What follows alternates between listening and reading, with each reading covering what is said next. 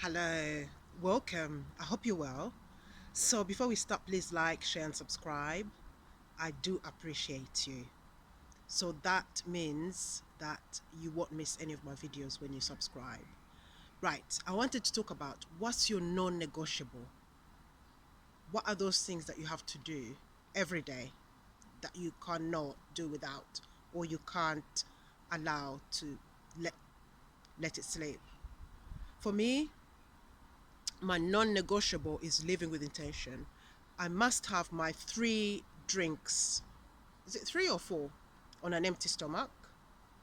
I must exercise and practice gratitude every day. If I don't do that, it means that something is missing. Your body is going to reflect the habits that you create for yourself. Like Bob Proctor said, disease is a body that is not at ease. That's so important. That really resonates with me because every effort that we put in, we'll get back. So, what are your non negotiables? And did you follow them? And if you don't, it's fine. You jump back on that horse again the following day. So, what are those for you? And how does that make you feel? Absolutely. It energizes you, it gives you a clear mind, it is refreshing, and it helps you focus, it helps you create your discipline. Yeah.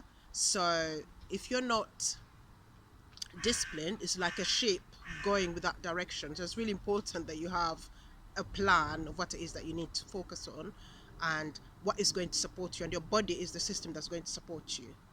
So let's have this conversation. I hope that resonates with you. What are your non-negotiables and how do they make you feel? And when you get back, or when you fall off that horse, what do you do? Do you pick up or do you beat yourself down about it?